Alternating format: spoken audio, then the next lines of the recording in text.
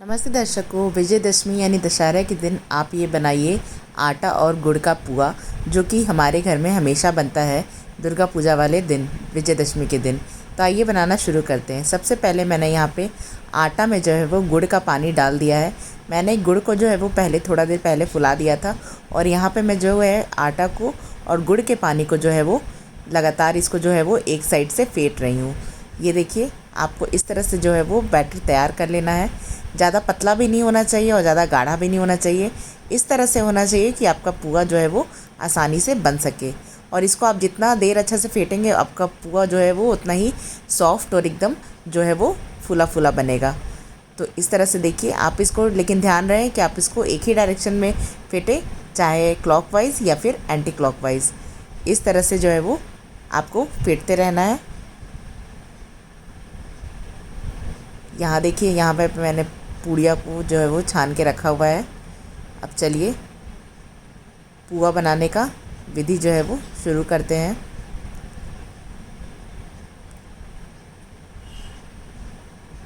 अच्छे से इसको फेंटते रहें। अब हम इसमें डालेंगे घिसा हुआ नारियल। यहाँ पे मैंने सूखा नारियल जो है वो घिस के इतना सारा जो है वो रख लिया है। आप चाहे तो चॉप करके भी डाल सकते हैं, बट आप घिस के डालेंगे तो और अच्छा जो है वो टेस्टी फ्लेवर आएगा इसमें।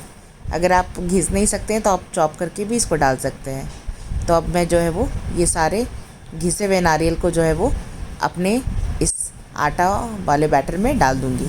ये देखिए, ये सारे जो है वो ग्रेटेड नारियल है, सूखा नारियल। इसका टेस्ट बहुत अच्छा आता है पुआ में। तो आप भी बना रहे हैं तो ज़रूर डालें। अगर आपके पास नहीं है तो आप स्किप कर सकते हैं। और अगर आप चाहें तो इसमें पका हुआ बनाना भी डाल सकते हैं, बट यहाँ पे मैं नहीं डाल रही हूँ क्योंकि ये ऐसे ही जो है वो टेस्ट बहुत अच्छा आता है। अब इसको जो है वो नारियल को आटे में अच्छे से मिला देते हैं, सूखा हुआ नारियल को।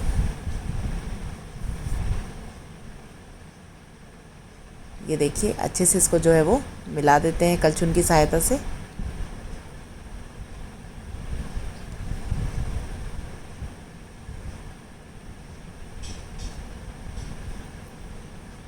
अब हमारा बैटर तैयार हो गया है। अब हम कढ़ाई चढ़ा लेते हैं। यहाँ पे मैंने जो है वो शुद्ध देसी घी का उपयोग किया है। अगर आप नहीं है आपके पास घी तो आप रिफ़ाइंड ऑयल में भी कर सकते हैं, बट घी का टेस्ट बहुत अच्छा आता है, इसलिए इसको घी में छानें आप। यहाँ पे मैंने अमूल का घी लिया है और आप धीरे धीरे करके एक एक कलछुल जो है वो पुआ को इस तरह से आपको छानना है। आप एक बार में एक ही डालें। अगर आप ज़्यादा क्वांटिटी में घी ले रहे हैं तो आप ज़्यादा डाल सकते हैं, लेकिन एक को थोड़ा सा पकने दें, फूलने दें, फिर ही जो है आप दूसरा डालें। नहीं तो ये फिर आपस में जो है वो मिक्स हो जाएगा और ठीक से बन नहीं पाएगा। अच्छे से देखिए ये पक रहा है। थोड़ा सा पकने के बाद ही जो फिर हमें इसे पलटना है। अब मैं इसे पलट देती हूँ। थोड़ा सा और इसे पकने देते हैं, अभी थोड़ा सा कच्चा लग रहा है।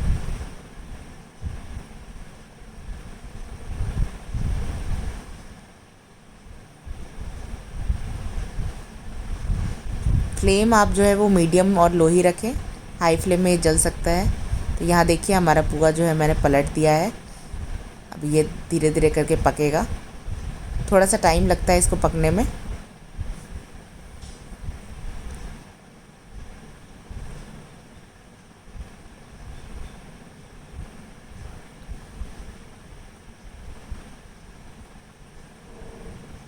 देखिए हमारा पुआ जो है वो फूलना शुरू हो गया है। अब इसको झंझरा की मदद से जो है वो अच्छा से पका लेंगे। इसे हमें जो है वो ब्राउन होने तक फ्राई करना है। देखिए हमारा पुआ जो पहला पुआ बनके तैयार हो गया है। इसे निकाल लेती हूँ मैं प्लेट में।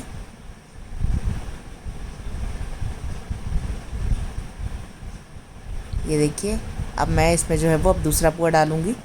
वैसे ही हमें कलछुल से जो है वो दूसरा पुआ का घोल लेना है और मैं इस कढ़ाई में जो है वो दूसरा पुआ को डालूँगी। इस तरह से आप जो है वो देखिए, इस तरह से मैं डाल रही हूँ दूसरा पुआ को।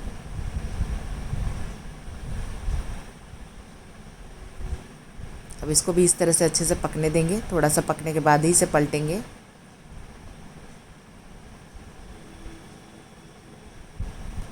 देखिए कितने अच्छे से फूल के तैयार हो गया है दूसरा वाला।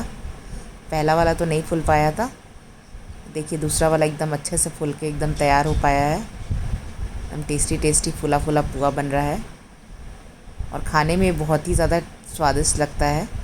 अब मैं इसे निकाल लेती हूँ, ये बन के तैयार है। इसी तरह से देखिए मैंने इतने सारे जो है वो पुआ जो है वो छान के रख लिया है।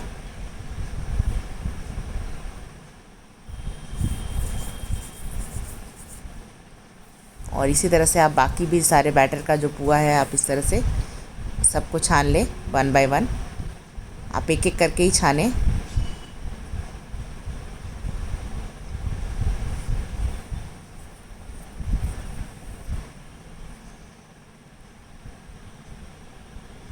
थोड़ा सा पकने के बाद जो है हम इसे पलटेंगे। अब इसे पलट देते हैं।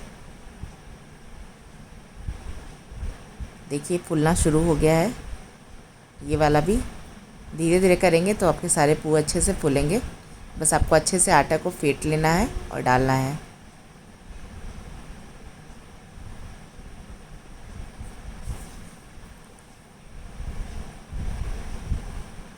इसको भी निकाल लेते हैं, ये भी हमारा पक के तैयार हो गया है।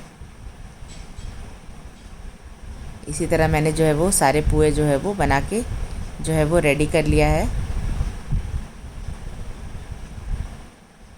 ये देखिए इतने सारे पुआ मैंने बना के रेडी कर लिया है। इसी तरह से बाकी सारे पुआ भी इस तरह से सब फूल फूल के निकल के तैयार हो रहे हैं। देखिए कितना अच्छा लग रहा है खाने में, डिलीशियस एकदम टेस्टी दिखने में।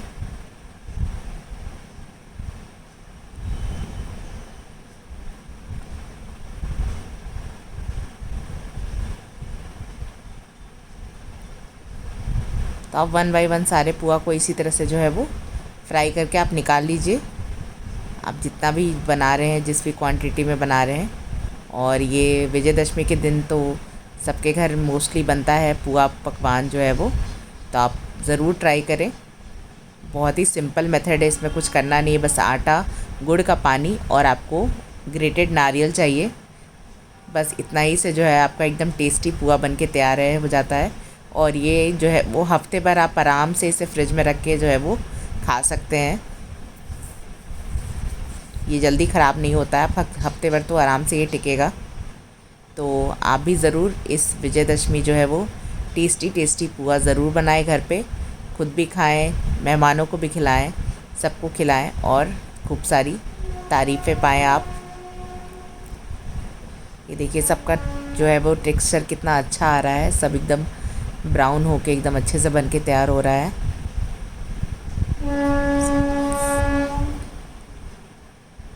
सबको मैं इसी तरह से जो है वो निकाल ले रही हूँ। तो आज की हमारी आपको वीडियो कैसी लगी तो ज़रूर बताइए कमेंट सेक्शन में।